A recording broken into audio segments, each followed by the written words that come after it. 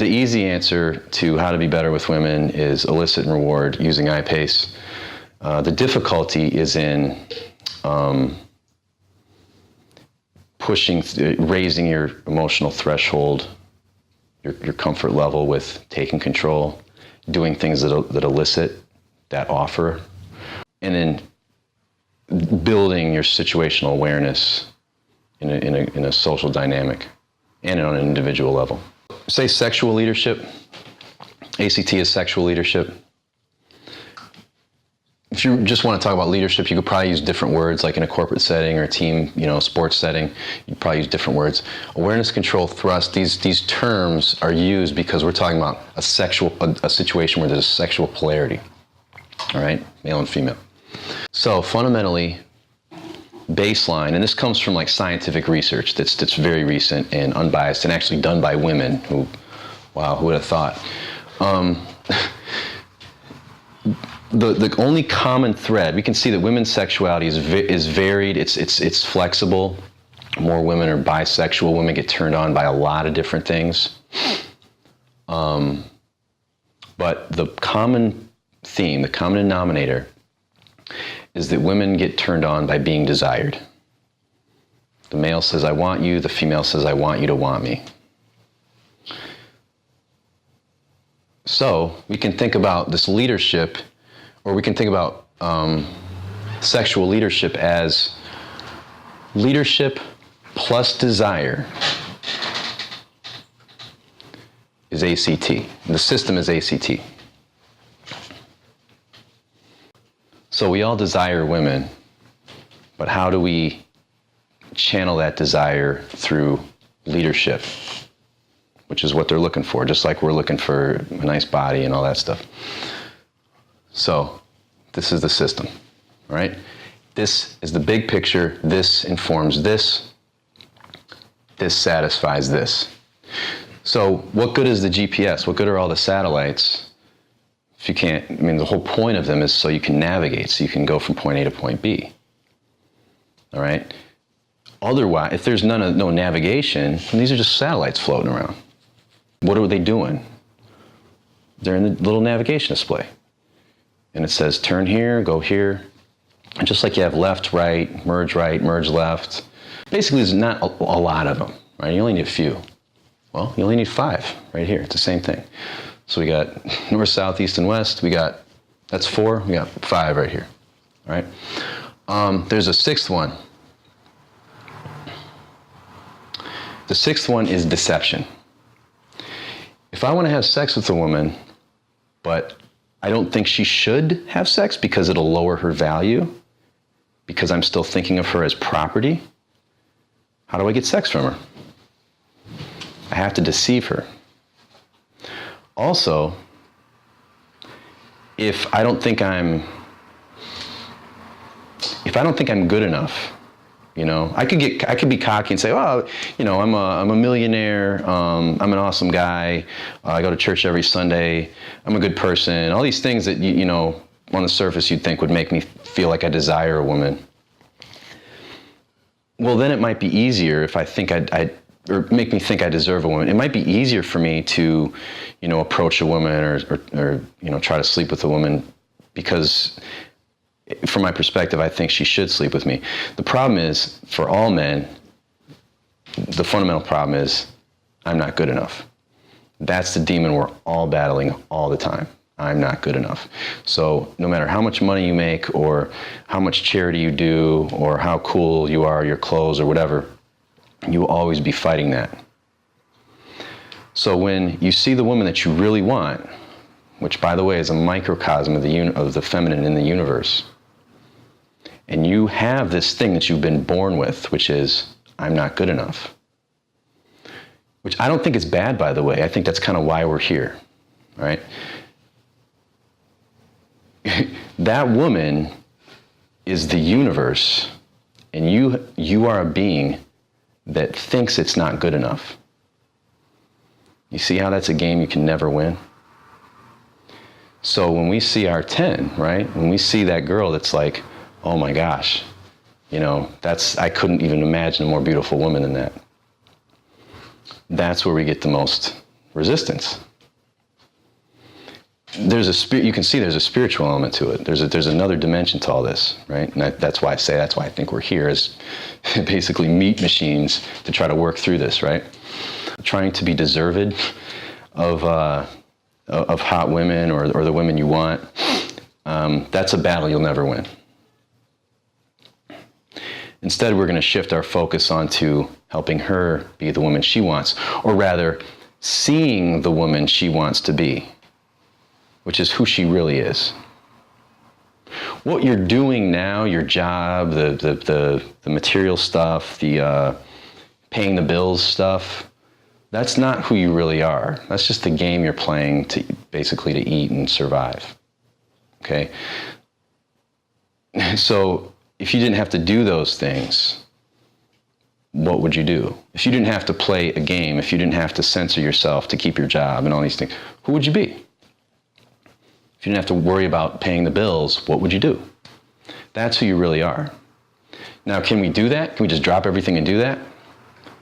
If you're fortunate, if you're going to get in a situation, maybe you can to some degree, but never 100%.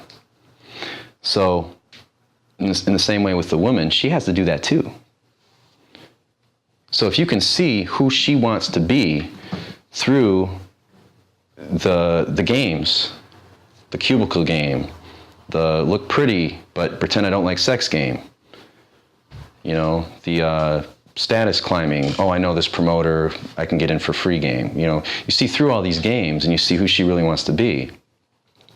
She sees that you see that.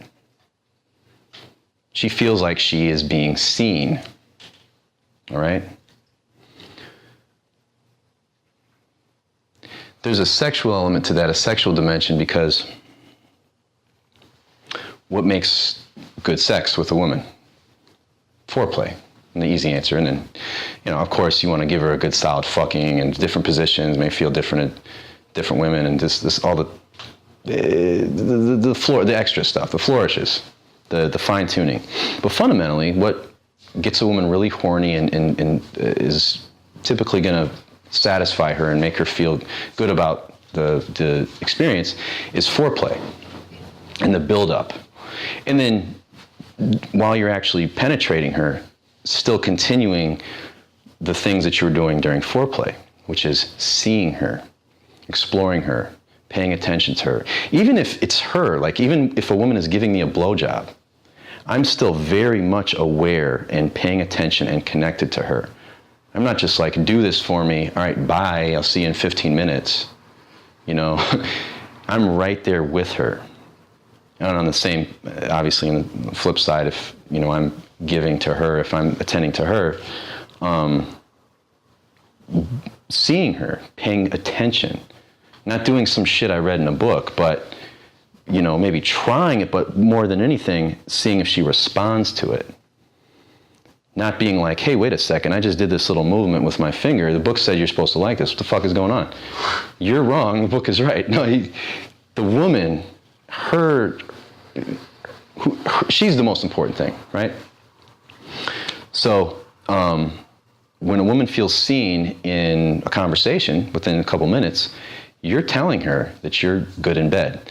Now, again, this is the game that women have been playing because they have to, but it's like the pizza analogy. That doesn't go away. They're still horny. They still want what they want. They might not even be thinking about it consciously, all right? And that's what's interesting about a lot of the new research coming out is they've figured out ways to sense a woman's arousal. And what they're seeing is what she consciously says on a survey or a questionnaire is totally different from what's actually happening in her vagina, all right? So it's kind of tragic that there's this separation that they have to, but I mean, that's what anyone would do when they have to repress something because it's too frustrating day to day. Or at least, at the very least, they have to hide it from others. I'm not going to teach you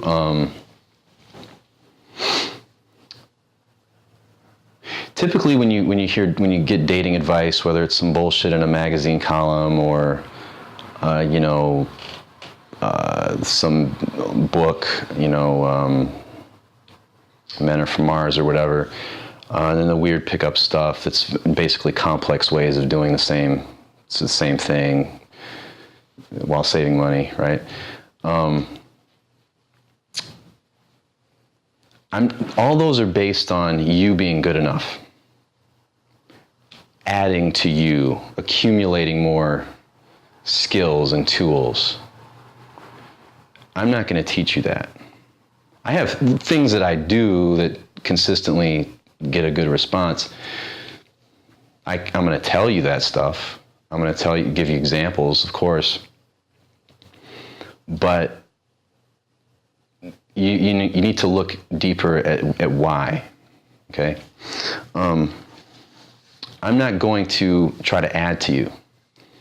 I'm going to subtract, and I'm going to refocus. The refocusing is not, oh, I need to add this. It's a shift in where you're paying attention.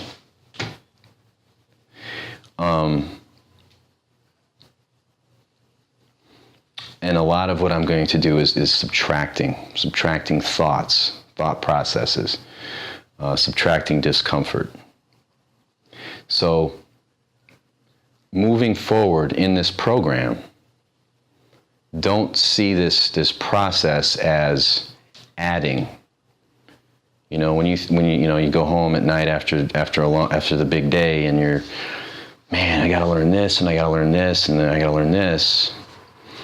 Instead, think about what you learned today that you can let go of. Like, what did I find out today that I don't need to do anymore?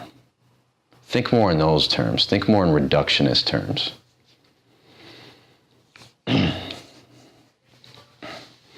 And think about shifts, just shifts in where you're paying attention. So before I was paying attention to this in this situation, now I learned to pay attention to this in this situation. What you want to reduce is the sixth focality, which is deception. So I'm going to tell you what to focus on, because when I say we want to get rid of deception, that's like saying, don't think about a blue elephant. Of course, you picture a blue elephant. Instead, what I want to say is picture a red horse. Okay? So we want to figure out what to focus on. Deception, the fundamental deception is that you are separate from the all, and then based on that there's the possibility you're not good enough.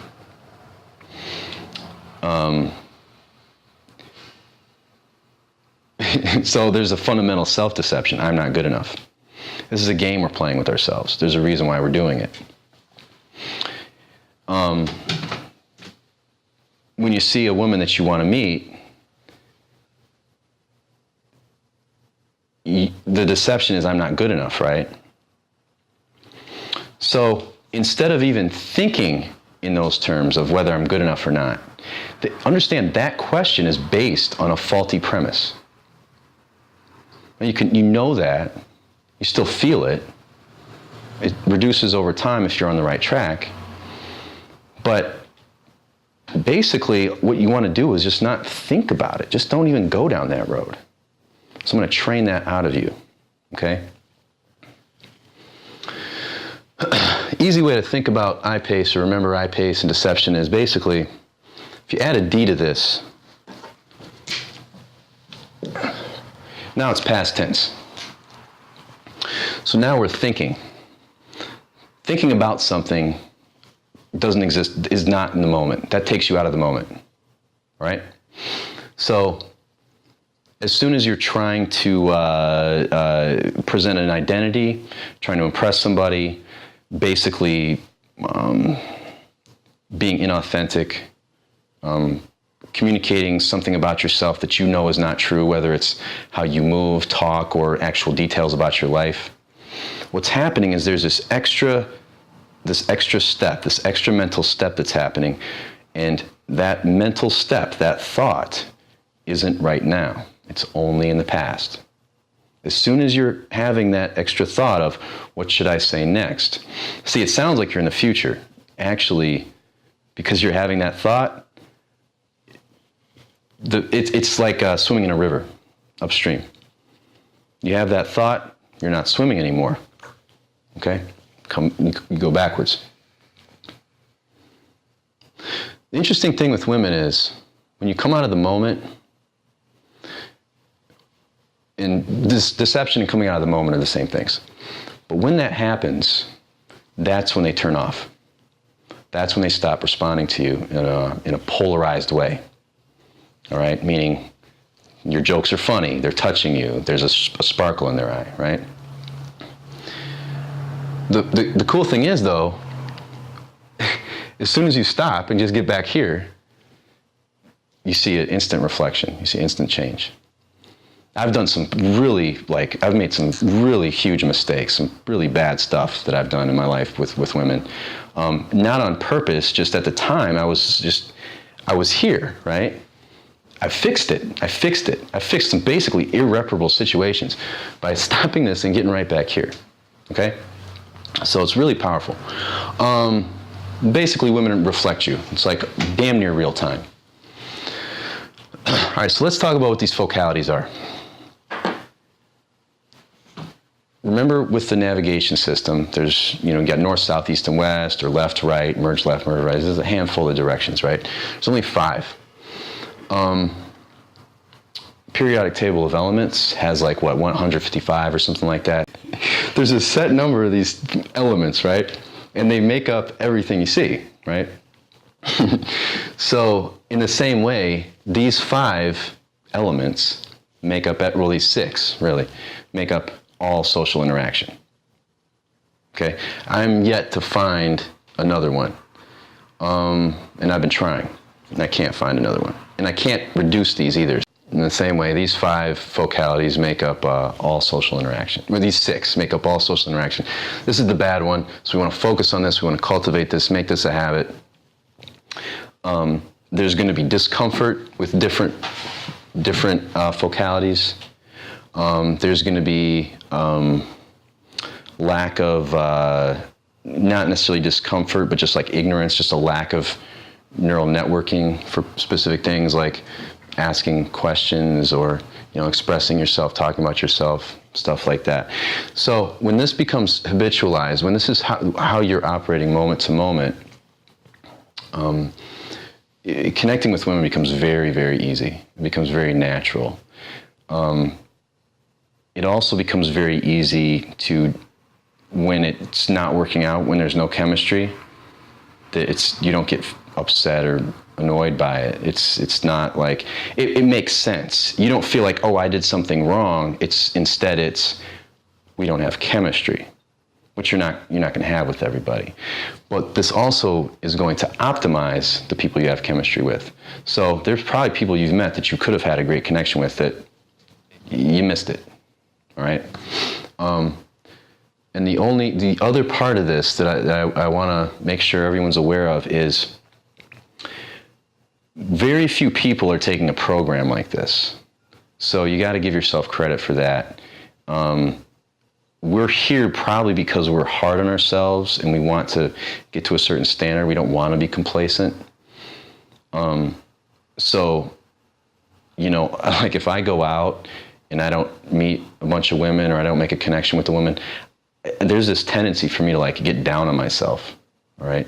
Because, this is my job and, this is kind of like what I base a lot of my identity on, right? So I'm kind of in that trap. I can get trapped with that. So for like an average guy who maybe isn't that ambitious with developing himself and taking a program like this, maybe he gets rejected or probably doesn't even try to begin with, number one. But even if he does, it's like, oh, she was a bitch, or, oh, I couldn't think anything to say, blah, blah, blah. And it's like, whatever, unlucky. I was unlucky, basically. Whereas probably everyone in this room is going to be like, damn it, what should I have said? Oh man, I wish there was, and then maybe they'll start thinking about it and writing in a journal and, maybe want to, talk about it. Like, I did this and then this. So it's ironic because the guys that are actually trying to be better people and trying to be better men, trying to develop themselves, are also the guys that get really down on themselves when they make a mistake. And a lot of times, you didn't make a mistake. A lot of times, it's a situation that was out of your control, or just simple chemistry. The pheromones were off. Who knows? All right. So when you're doing I-PACE and you know you were doing it, then you don't get down that road of, self-beratement and getting burned out. You can say like, yeah, I tried. I was being honest. I was being myself. I was escalating. She seemed warm to me, and I don't know. She just kept bringing up how she likes to go shopping, and I had a hard time like staying with that, and then it fizzled out. So it makes it easy to succeed, but it also makes, I don't want to say failure, but when it's not successful, it doesn't feel like a failure as much. And so mentally you can stay in there and you don't get burned out, basically, is what I'm saying.